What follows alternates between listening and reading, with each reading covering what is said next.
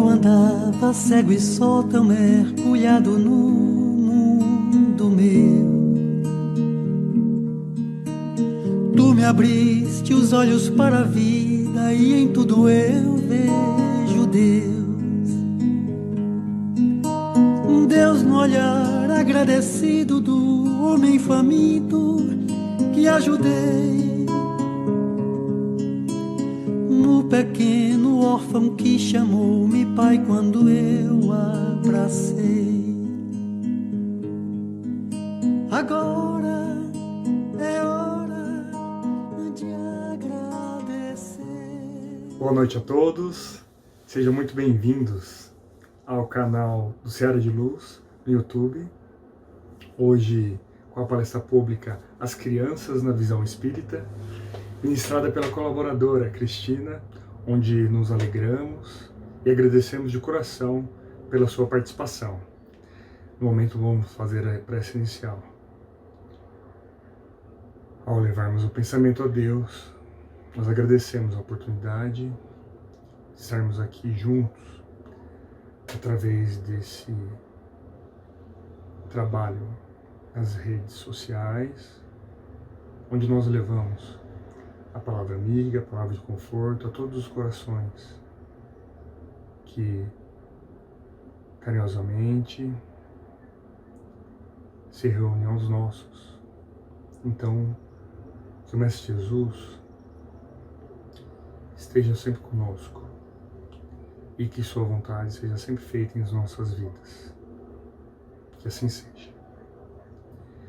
Então, vamos agora com a Cristina e aproveitem o momento.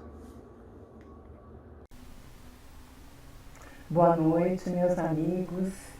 Que nós possamos ter bons momentos de reflexão neste momento, em torno do tema que nos foi dedicado a esse estudo. Vamos conversar um pouco, vamos refletir sobre as crianças na visão do Cristo e, sobretudo, refletirmos sobre as crianças nesse nosso mundo atual, como se nos apresenta, né? O nosso ponto de partida é a citação de Mateus, capítulo 19, versículos de 13 a 15, onde nós encontramos aquela passagem que Jesus pede que deixem vir a Ele as criancinhas.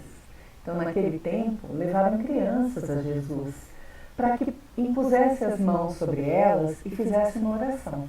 Então Jesus e algumas pessoas ali tentando impedir essa aproximação das crianças, Jesus disse: deixai vir a mim as crianças e não as impedis, porque delas é o reino dos céus. E depois de impor as mãos sobre elas, Jesus partiu dali. É nessa citação do Evangelho de Mateus que nós encontramos essa alusão ao papel das crianças. E um pouco mais adiante, no mesmo Evangelho de Mateus, Jesus diz que nós devemos tentar nos assemelhar às crianças, né? Em sua pureza, em sua forma de ser, porque a elas que pertence o reino dos céus. Mas vamos pensar uma coisa, né? Em que momento as crianças chegam em nossas vidas, passam a fazer parte das nossas vidas? Existe na nossa vida de relações, na nossa vida de encarnados, sempre um momento, especialmente quando estamos ligados a alguém pelos laços do afeto, em que começamos a sonhar, a refletir, a almejar que a nossa família se expanda, né? Começamos a desejar uma criança para alegrar as nossas vidas, para ser a perpetuação do amor que une dois seres ligados pelos laços do afeto. E diante dessa decisão de perpetuar o amor, de expandir os laços amorosos, surge a gestação. Seja uma gestação biológica, né? Visto que o útero materno é o único meio de transporte que nós, espíritos, temos para chegar até essa vida terrena, ou seja, aquela gestação construída, desejada no nosso coração, em que a criança nos chega até as nossas famílias pela gestação no coração, pelos atos de adoção dos nossos irmãozinhos, né?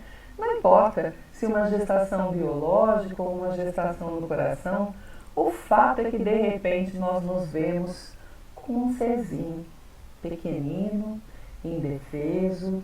Quando a gestação é feita no coração, às vezes uma criança já um pouco maior, já com uma história, já com costumes, com o seu jeitinho, com a sua identidade, mas nós nos vemos diante desse ser que mexe com as nossas vidas, abala as nossas estruturas de uma forma infinitamente surpreendente. E esse ser capaz de transformar as nossas vidas, muitas vezes vai ser aquele que vai nos trazer as melhores lições da nossa encarnação, da nossa existência. Nascer neste mundo material é um ciclo que se repete infinitamente. E para nós que somos espíritas que acreditamos na reencarnação, na imortalidade da alma, sabemos que esse ciclo que se inicia no berço e se finda no túmulo, fazendo com que regressemos à parte espiritual, para posteriormente reiniciarmos um novo ciclo sobre a Terra, passa pela fase da infância. E é um ciclo que vem se repetindo ao longo do tempo infinitas vezes, tantas vezes quanto forem necessárias para o aprimoramento de nós espíritos. É isso que nós aprendemos lá, estudando a lei de progresso e evolução. A reencarnação como norma, como um caminho, como o motor que vai nos conduzindo nas trilhas da evolução. E cada vez que nos retornamos ao mundo material, nós retornamos na forma de um bebezinho, na forma de uma criança, e reiniciamos o processo todo novamente. Passamos novamente pelo processo da infância e vamos deter o nosso olhar justamente sobre esse processo da infância, que é tão importante para esses ciclos de reajuste de cada um dos seres encarnados, né? André Luiz, no livro Espírito da Verdade, nos traz uma frase bastante assertiva e que já nos coloca com a tarefa educativa das nossas crianças em nossas mãos. Essa frase diz assim: lar, primeira escola, pais, primeiros professores, primeiro dia de vida, primeira aula do filho. Não resta dúvida, nessa fala de André Luiz, no livro Espírito da Verdade, que nós, pais, ou aqueles que desempenham o papel de pais, de orientadores, de tutores das crianças, temos uma missão a desempenhar, né? Seremos os responsáveis pela educação e pela orientação desse ser que retorna aos laços materiais, retorna à sua vida terrena. Na questão 582 do Livro dos Espíritos, nós encontramos mais uma referência a essa tarefa educativa dos pais ou dos tutores das crianças, né? E na pergunta 582, Kardec questiona: pode a paternidade ser considerada uma missão?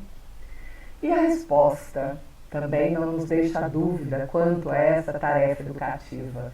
Deus põe a criança sob a tutela dos pais para que estes a dirijam no caminho do bem e lhes facilitou a tarefa, dando à criança uma organização débil e delicada que a torna acessível a todas as impressões. Deus nos dá a tarefa educativa em nossas mãos e nos auxilia, por um acréscimo de bondade, a que nós tenhamos acesso a uma criança que momentaneamente encontra-se em condições de necessitar dos nossos cuidados, do nosso zelo e nos dando acesso a todas as impressões que nós possamos causar nesse ser, porque momentaneamente ele se encontra como que com a sua identidade espiritual em estágio de espera, em compasso de espera, para que algo novo possa penetrar na consciência desse espírito. Portanto, essa nossa tarefa educativa precisa ser realizada enquanto esse ser, enquanto essa criança está acessível a todas as impressões que nós possamos trazer a elas. Esse período inicial da vida do ser nós chamamos de infância. E lá na questão 379 também do Livro dos Espíritos, nós encontramos informações importantes sobre o período da infância. O espírito, na questão 379, nós temos a seguinte informação: o espírito que anima o corpo de uma criança pode até ser mais desenvolvido que o espírito de um adulto. São apenas os órgãos ainda imperfeitos que o impedem de manifestar-se. Posto que não sabemos a idade do espírito, não sabemos a experiência, os saberes acumulados daquele serzinho que está à nossa frente. E na questão 380, a questão seguinte, nós encontramos essa informação, que a perturbação que acompanha a encarnação não cessa subitamente no momento do nascimento. Ela somente se dissipa gradualmente com o desenvolvimento dos órgãos. Então, essa questão, quando ela fala da perturbação que acompanha a encarnação, nós devemos dar um passinho atrás aí nas questões dessa parte do Livro dos Espíritos, onde nós aprendemos, nós encontramos a informação de que no momento da reencarnação, ao preparar-se para um novo ciclo reencarnatório, o espírito passa por um processo de perturbação onde a sua consciência espiritual é adormecida, o seu passado é momentaneamente encoberto pelos véus do esquecimento, abençoado esquecimento, pois que seria um peso, uma carga moral e emocional muito grande, reencarnar com o peso de todo o seu passado desperto na consciência, né?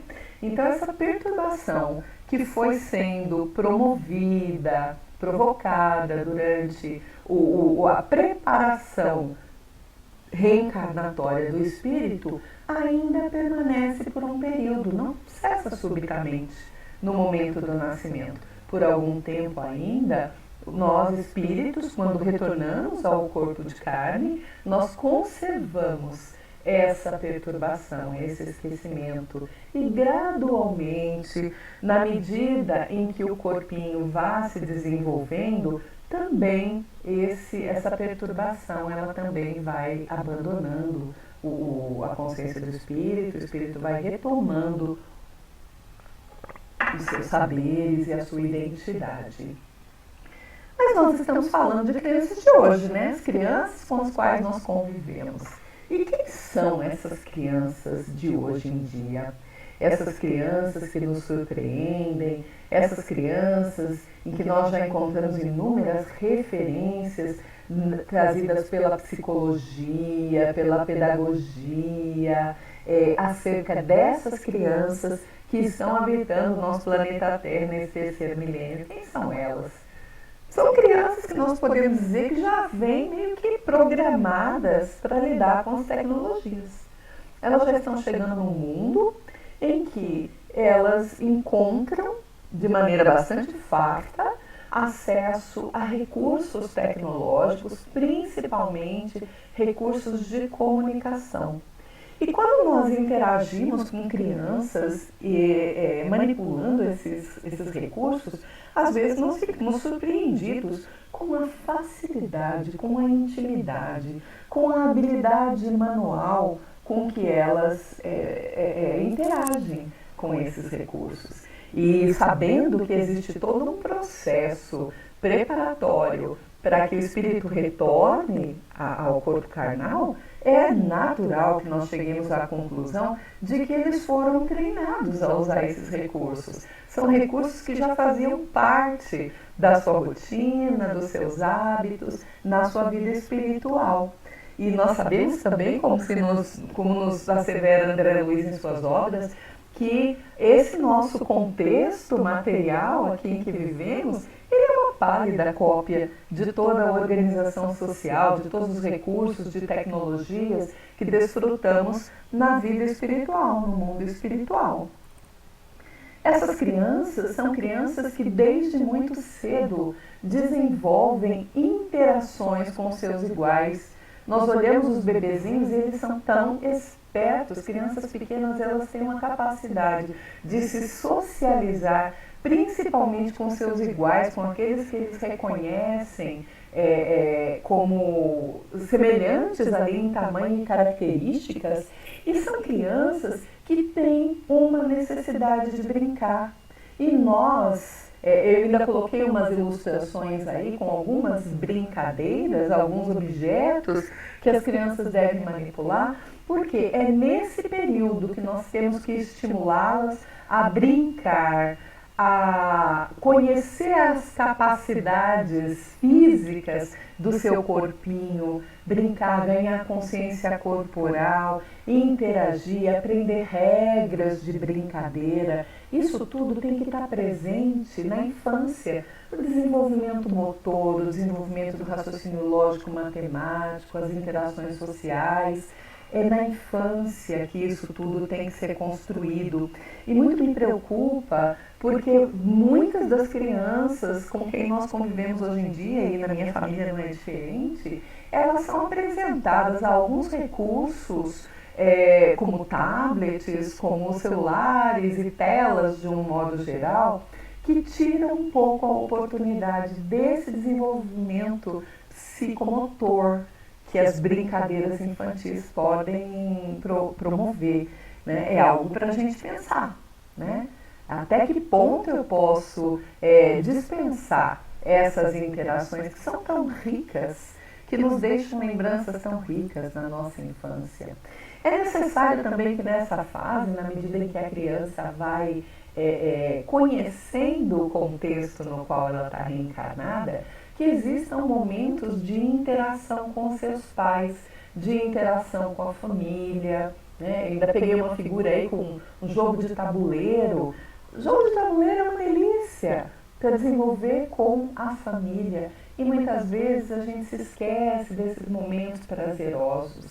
Estamos aí vivendo há meses um período de isolamento social, de quarentena, como alguns gostam de chamar, isolados em casa, e para muitas das famílias tem sido a primeira oportunidade de promover esse tipo de interação, pois que aquela rotina maluca que nos consome a todos foi sendo modificada e as famílias estão tendo oportunidade de ter esse tipo de interação que é tão enriquecedora. Mas se nós pensarmos naquela criança de antigamente e nessa criança de hoje, desses tempos modernos, desses tempos atuais, quais são as diferenças que nós podemos apontar?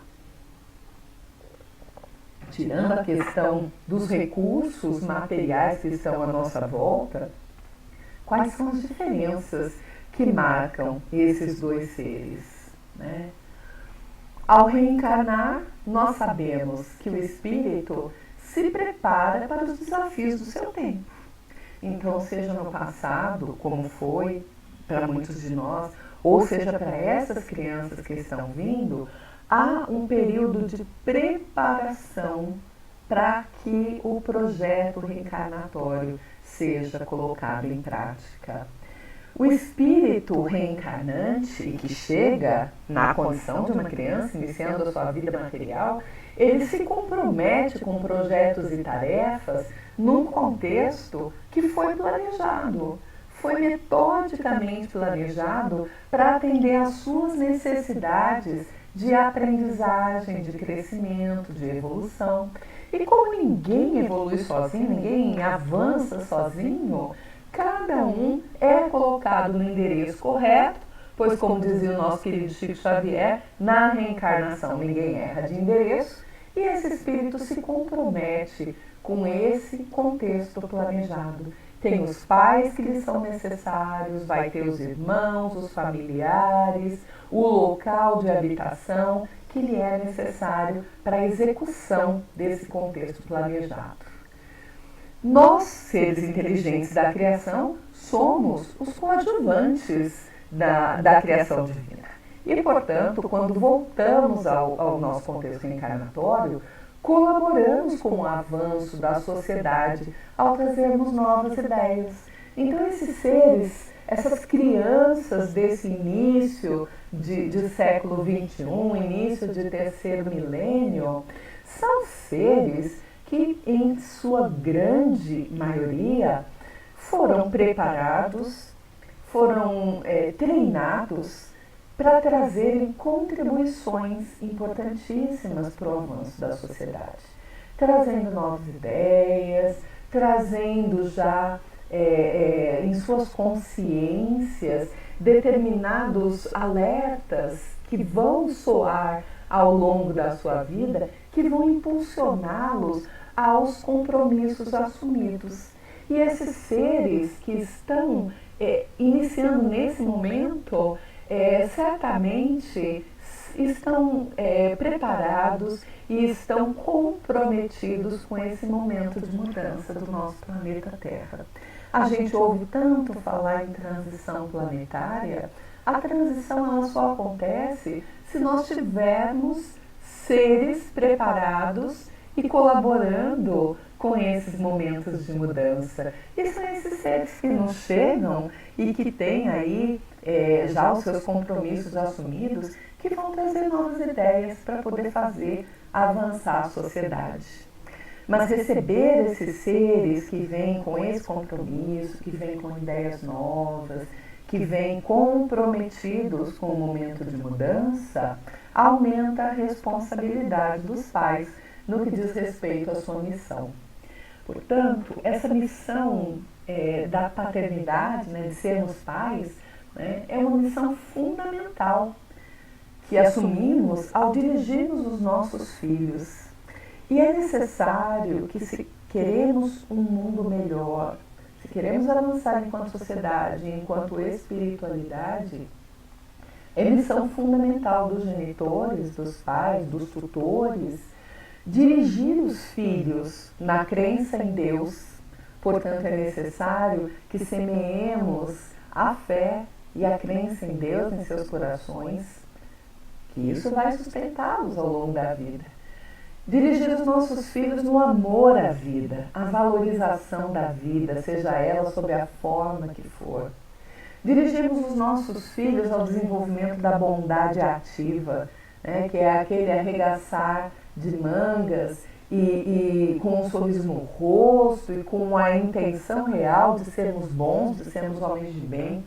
Dirigimos os nossos filhos ao amor ao trabalho construtivo, pela família, pelos ideais abraçados, pela construção de uma sociedade renovada. Dirigimos também os nossos filhos na questão da honestidade. Nós que reclamamos tanto da sociedade e seus cenários de corrupção e descalabros que saltam aos nossos olhos, que nos assustam, que nos aborrecem, é necessário que nós façamos o trabalho silencioso dentro dos nossos lares, cultivando no caráter dos nossos filhos o valor da honestidade, da obediência, do respeito ao próximo, da obediência às regras, pois que uma sociedade evoluída, ela se estrutura em torno de regras de boas convivências, de fazer o bem ao outro, de fazer o outro aquilo que eu desejo para mim. E, acima de tudo, dirigir os nossos filhos nos valores da fraternidade, da boa convivência. Essa é a missão fundamental dos pais. E é algo que a gente tem que pisar no acelerador, porque o tempo passa muito rápido. O tempo passa muito rápido. E quando nós vemos, os nossos bebês já estão caminhando, já estão começando a manifestar suas vontades próprias, estão começando a reassumir as suas características individuais, a sua identidade espiritual. Mas esses princípios, a crença em Deus, o amor à vida, a bondade, o trabalho construtivo, a honestidade, a obediência, o respeito e a fraternidade, esses são missão dos pais, colocarem nas bases, no alicerce dessa vida que se inicia. São valores atemporais, são valores que valem para hoje, valerão amanhã e valerão no futuro. Pois uma sociedade evoluída, uma sociedade em regeneração, precisa apoiar-se nesses valores atemporais. São valores que não saem de moda, né? Sempre vai cair bem para uma vida feliz e uma vida construtiva. Pensando ainda na missão dos pais, a fase infantil é a melhor época para imprimir no espírito reencarnado valores nobres, aperfeiçoando o caráter e o sentimento dos espíritos recém-chegados, pois estes se encontram na fase da inconsciência. Lembram quando eu falei no início da questão da perturbação que antecede o regresso ao corpo carnal? Então, está lá adormecido, essas características estão adormecidas na consciência do espírito. E como essas características próprias estão congeladas, digamos assim, o espírito se encontra em condições de receber mais facilmente essa influência educadora dos pais, aproveitando muito bem essa intensa convivência familiar. Porque uma hora, as características que marcam a identidade desses espíritos, ela vai se aflorar. E é importante que a hora que aquelas características negativas, pois que todos temos as nossas imperfeições, a hora que essas imperfeições aflorarem, se elas encontrarem um terreno já bem construído em termos de valores morais, de valores do espírito, de valores positivos, essas tendências negativas, essas características imperfeitas do espírito não vão encontrar terreno fértil para crescerem. E é dessa forma que a gente oportuniza para esse espírito avançar, conseguir melhorar nas suas características, cultivando esses valores atemporais da bondade e da fraternidade. Portanto, a melhor fase para a gente promover essa mudança moral e essa mudança da bondade do ser é na fase inicial da vida. Nós aprendemos lá no Livro dos Espíritos que o período primordial para se educar o caráter e os sentimentos dos filhos tem início com o primeiro dia de vida e prolonga-se próximo aos 7 anos de idade. Hoje, isso foi dito na época da codificação. Hoje, eu acredito até, e aí é uma opinião bem pessoal mesmo, que esse início é até um pouquinho antes do primeiro dia de vida. Pois que as ciências médicas já provaram que o bebezinho, quando está no ventre da mãe, ele recebe os impulsos externos. Né? Nós sabemos que nós nos comunicamos entre espíritos através do pensamento. Então, quando aquele corpinho está sendo gestado, ou quando a intenção da gestação já se tornou uma realidade entre o casal, né, entre aqueles que se amam, que nós iniciemos um trabalho de diálogo já com esse ser. Enquanto esse corpinho está sendo gestado no ventre materno, que nós usemos toda a energia amorosa do nosso coração e do nosso pensamento para dialogar com esse espírito, para nos comprometermos em recebê-lo nas bases do amor, para que possamos juntos construir uma família harmoniosa, que as nossas diferenças passadas possam ser passadas a limpo, que a nossa relação possa se endireitar, porque a gente sabe que a gente também recebe os nossos desafetos, nem tudo são flores, e mesmo quando são flores, algumas delas têm espinhos, né? Então eu arriscaria dizer até que esse período para educar o caráter, ele começa até um pouquinho antes, quando nós reafirmamos para aquele espírito que está se preparando, que está se vinculando magnética e imaterialmente a nós, durante o período da gestação, para que ele já vá sentindo o compromisso de amor que nos une. E a partir do dia do nascimento, aí começou, né? Aí a missão educativa dos pais, de fato, tem aquele ponto de partida, né? O start, né? Tem início no primeiro dia de vida e vai se prolongando até próximo dos 7 anos de idade. Isso é o que nós encontramos na codificação, né? A fase inicial, portanto, deve buscar a melhoria das ideias, dos sentimentos, do temperamento e dos bons hábitos. É o tempo rápido, né? 7 anos passam muito rápido, que nós temos para trabalhar esses valores nos nossos filhos, nos nossos descendentes. Passada essa idade, o espírito vai assumindo sua consciência e suas características. E convivendo com algumas crianças, às vezes a gente começa até a desconfiar de que esses 7 anos de período, né, está um pouquinho mais curto, porque convivemos às vezes com algumas crianças que com menos tempo de vida até já começam a manifestar as suas características, o seu caráter, a sua natureza, já vão dando spoilers, né, para usar uma palavra moderna, spoilers do que vem por aí. Então nós, pais, não podemos perder tempo, não podemos nos distrair com a nossa vida, porque passando esse período inicial, onde depois que o espírito começar a assumir as suas características, talvez o nosso trabalho de orientadores, de pais, comece a ficar um pouquinho mais comprometido, assim, mais dificultado, né? Mas o importante é que nós tenhamos em mente nunca desistir dos nossos filhos, tenha ele a idade que tiver. Tenha 7, 10, 17, 27, 50, não importa. Nós somos pais e essa relação é para a vida toda. A gente sabe que essa relação ela vai mudando ao longo do tempo, mas nós nunca podemos abdicar do nosso papel de pais, né? E fica aqui uma reflexão, principalmente nesse mundo meio acelerado em que nós vivemos, né? Para quem tem os seus pequenos ainda nessa fase inicial da vida, fica aqui uma sugestão de reflexão. Quem acolhe o meu filho? Quem está acolhendo esse meu filho recém-chegado a esse mundo material? Será que no momento do aconchego doméstico, no momento de dormir, no momento de relaxamento, eu estou colocando uma tela na frente do meu filho e permitindo que a galinha pintadinha, ou seja, o personagem que for, acolha o meu filho, dê carinho para ele?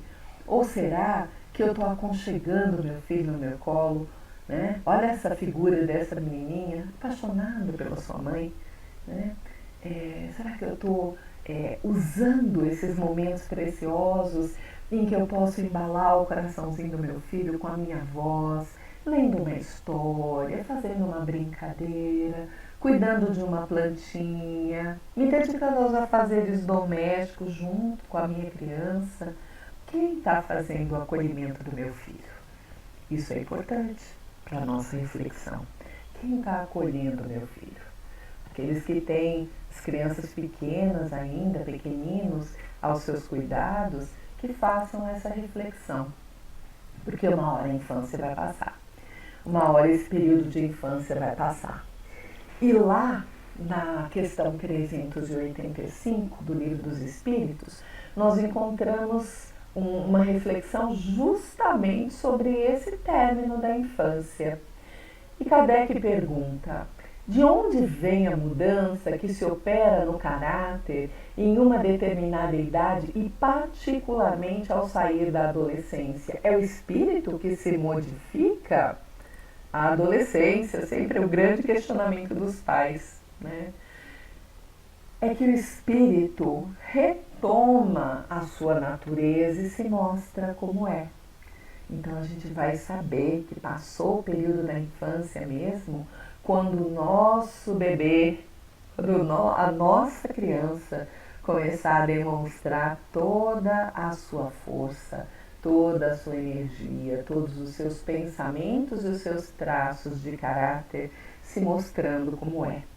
Se até essa fase nós tivermos feito um bom trabalho, incutindo valores nobres no coraçãozinho, na consciência do nosso filho, construindo bases de diálogo amoroso, carinhoso, fraterno, teremos muito poucos problemas, né? Porque uma hora esse espírito vai assumir as suas características. Daí vem a necessidade de aproveitar a infância dos pais para exercermos essa nossa missão, essa nossa abençoada missão de pais. Os pais espíritas, né? Com relação aos pais espíritas, nenhum pai espírita poderá alegar a ignorância da sua missão, porque a tarefa educadora que cabe aos pais, ela é insubstituível. E ninguém, a gente não pode terceirizar para ninguém, porque ninguém poderá fazer fora do lar aquilo que compete exclusivamente a nós pais, e principalmente os pais espíritas que sabem da sua missão educadora, educativa, orientadora dos filhos. Nós não podemos alegar ignorância. Mas existem alguns pontos em que nós podemos falhar. E onde que nós podemos falhar? Nós podemos falhar quando nós agimos com ignorância ou indiferença das leis morais ou espirituais. A doutrina espírita nos apresenta de forma tão didática as leis morais, as leis naturais, né? A questão da responsabilidade na condução da própria vida, o livre-arbítrio, a lei de ação e reação. E se nós ignorarmos essas leis e não as apresentarmos nos momentos corretos aos nossos filhos, nós poderemos falhar com certeza. Nós poderemos falhar se formos indiferentes ao desenvolvimento moral dos nossos filhos, fazendo com que eles cresçam abandonados na área do caráter e do coração. Se não cuidarmos da formação do caráter e dos bons sentimentos, poderemos falhar largamente. Poderemos falhar se não aplicarmos a autoridade moral principalmente, para corrigir e disciplinar o mau comportamento dos nossos filhos, deixando que eles cometam atos de violência e desrespeito, sem usarmos o mínimo de energia para inibir os seus abusos. E quando a gente fala em usar energia, é usar energia carinhosa, usar as palavras corretas, aquelas que convençam os nossos filhos com bons argumentos sobre a necessidade de disciplina e bom comportamento, de comportamentos não violentos no trato com as pessoas, é usar de energia carinhosa. Nós poderemos falhar também se desconsiderarmos o valor dos bons exemplos. Se os nossos atos forem contrários àquelas palavras que nós professamos, é necessário que a gente consiga viver conforme aquilo que a gente orienta e ensina para os nossos filhos, dando sempre bons exemplos, porque a palavra, ela orienta, mas os bons exemplos arrastam e levam os nossos filhos a copiarem, a imitarem os nossos exemplos. Então, se desconsiderarmos o valor dos bons exemplos, poderemos falhar tristemente. Poderemos falhar também se resolvermos transformar os nossos filhos em bibelô, fazendo com que eles acreditem que a aparência se torna mais importante do que as qualidades morais. E nesse mundo de estímulo ao consumo exacerbado, seria muito fácil nós cometermos esse erro. Então é preciso estar atento para que as qualidades morais sejam a verdadeira beleza que nós precisamos buscar. Poderemos falhar também se resolvermos tudo no lugar dos filhos, não deixando que eles desenvolvam suas ideias e principalmente que assumam a responsabilidade por seus atos. A gente vai atrofiando as asas e vai chegar uma hora que a gente vai querer que os filhos voem e eles vão ensaiar um voo bastante desastroso. Então, se resolvermos tudo em lugar dos nossos filhos, poderemos falhar. Poderemos falhar também se não desenvolvermos o amor ao trabalho e o espírito de cooperação, porque cada vez mais cedo os nossos filhos colocam sua perninha no mundo.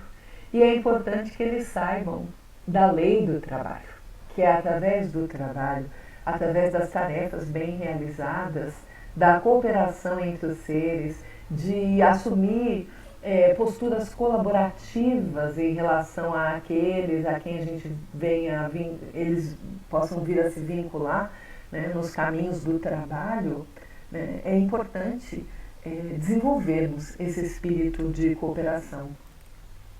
Poderemos falhar ainda se deixarmos de observar os filhos e as características que eles revelam. Se andarmos na vida em família com o piloto automático ligado, ignorando o comportamento dos nossos filhos, porque esses comportamentos vão ser sinalizadores do que devemos tomar como decisões e como atitudes. Poderemos falhar ainda se nós insistirmos em nos manter rígidos a certos padrões de cultura familiar que às vezes podem estar com prazo de validade vencido. Às vezes algumas fórmulas na dinâmica familiar foram responsáveis por uma série de histórias tristes em nossas famílias. E às vezes a cultura familiar precisa ser revisitada, precisa ser analisada. E se alguns dos hábitos, se alguns dos costumes e das crenças familiares estiverem fora do prazo de validade, vale a pena revisitar e reconstruir a dinâmica familiar. Podemos falhar, enfim, se tivermos falta de diálogo, se não aproveitarmos a convivência com os nossos pequenos para construir as pontes do diálogo fraterno, franco, confiante dentro dos nossos lares. Mas se temos tantas armadilhas onde podemos faltar, tem alguns ingredientes que não poderão faltar na nossa relação familiar, como o amor, a tolerância, a paciência, o perdão, o respeito, a perseverança, e essa é muito importante quando nós recebemos espíritos difíceis, ainda carentes de muito amor, né? Não pode faltar oração, porque é no momento da oração que nós nos unimos a Deus, aos nossos mentores familiares que vão nos orientar na nossa dinâmica familiar e mais tantas outras coisas que não podem faltar. Mas é importante que nós tenhamos em mente que cada fase da vida das nossas crianças, adolescentes, jovens, cada fase vai exigir esforços diferentes de nós pais, daqueles que orientam as crianças, né? Porque os filhos vão crescer. A fase da infância vai acabar, vão se tornar crianças maiores, adolescentes, jovens. Às vezes, nesse caminho, os casamentos acabam. Às vezes, os nossos filhos têm que conviver com uma ruptura da relação dos pais. Vai chegar um momento em que essas nossas crianças vão crescer, vão se casar, vão constituir os seus lares. Muitas vezes vamos mudar de lugares, vamos conviver em contextos diferentes, às vezes em outras culturas, em outra cidade. Os contextos de vida vão mudar também, né? E nessa hora, essa base de amor, de tolerância, de paciência, de perdão, de respeito, de perseverança e oração vão nos auxiliar grandemente. E antes que cheguemos ao final da nossa reflexão, vale a pena mais um alerta. Nós precisamos nos educar para educarmos. Para que a hora que essas criancinhas vierem até nós, né, porque o reino dos céus é delas, e nós já fomos crianças uma vez, né, no início dessa nossa vida e tantas outras vezes, é necessário que os pais, os tutores, aqueles que cuidam das crianças, façam um esforço enorme para educarem-se para educar. Porque ninguém pode dar aos seus filhos, com relação aos aspectos morais e espirituais, aquilo que não possua no seu mundo interior, que não possua no seu mundo mental.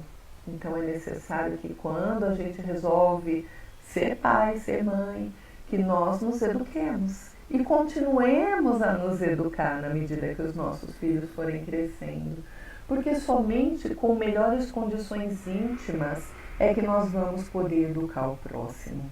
É indispensável que pai e mãe se dediquem a estudar as questões do Evangelho, as questões doutrinárias, para promover essa educação íntima, essa melhoria de si mesmo, para que nós possamos ter melhores condições de oferecer uma vida melhor aos nossos filhos, né?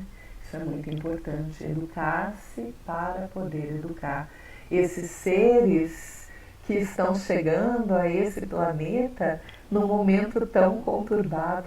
Às vezes eu ouço notícias aí de famílias que estão aumentando, bebezinhos que estão chegando nesse momento de preocupação tão grande com esse vírus, com a sociedade toda em revolução, transformando-se. É um momento de turbulência. E eu olho a cada notícia de um serzinho que chega, eu falo, Senhor, que essa criança seja iluminada, porque ela está vindo para implantar o reino dos céus aqui sobre a terra. Como nos diz Mateus, né, na citação no início da nossa fala, quando Jesus diz, deixai vir a minhas criancinhas e não os impeçais, porque é delas o reino dos céus. Então essas crianças que estão nos chegando nesse momento, chegando até nós, é delas o reino dos céus. Elas estão vindo com a programação toda na sua bagagem para poder implantar o reino dos céus na terra, para fazer com que nós, humanidade terrena, possamos dar um passo adiante. E é muito necessário que nós cuidemos de todos eles e estejamos ao lado dessas crianças, apoiando-as naquilo que for necessário. Antes de encerrarmos, eu queria fazer uma sugestão de leitura aqui de um livro que eu gosto bastante. Sempre tem alguém que pergunta, o que eu posso ler sobre a educação dos filhos? Em primeiro lugar, vai lá no Livro dos Espíritos, nessas questões que nós trabalhamos, e em todas elas, que falam da questão do retorno do espírito ao mundo corporal, né, aquelas questões que falam da família. E eu queria deixar essa sugestão de leitura aqui, um livro do Hermínio Corrêa de Miranda, Nossos Filhos São Espíritos. É um livro bastante didático, com um roteiro muito seguro, para que nós possamos reconhecer nos nossos filhos não uma extensão de nós mesmos, como às vezes tendemos a achar, mas entender que os nossos filhos são espíritos que chegam até nós, na nossa família, né? Trazendo a sua identidade, os seus compromissos, a sua certeza de que não estamos unidos por acaso. Esses espíritos que chegam até nós como filhos, num compromisso que nós mesmos assumimos de recebê-los e orientá-los para essa encarnação que se inicia. Fica aí a sugestão de leitura, Nossos Filhos São Espíritos, do Hermínio Corrêa de Miranda. E que cada um de nós possa encontrar no seio do seu lar as energias de que necessita para receber bem, receber com amor, com vontade, com perseverança, todas aquelas crianças que chegarem até nós, seja na condição de filhos, de sobrinhos, de netos, pois que são espíritos que vão retornando ao plano terreno com missões de amor e de vontade de crescer, para trazer até nós o progresso. Muita paz a todos, fiquem com Deus.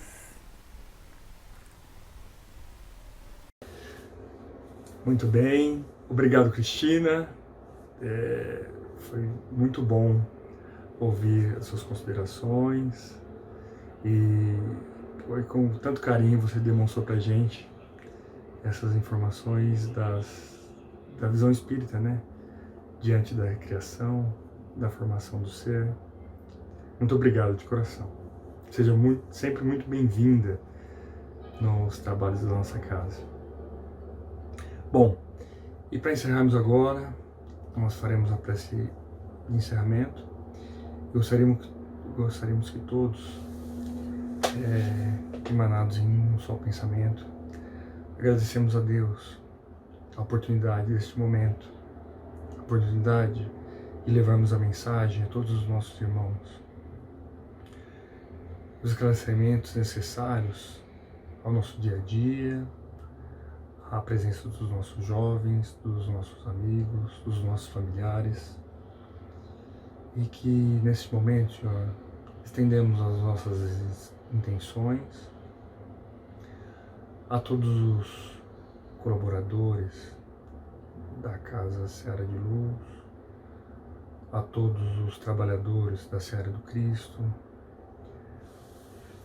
que seus emissários, Senhor, possam tocar os corações daqueles que trabalham nos hospitais, nos locais de emergência, nos pronto atendimentos, e que os reconforte nesse período tão delicado e tão emergencial, onde todo o planeta Terra enfrenta um momento de reflexão e um momento de ajuda uns aos outros.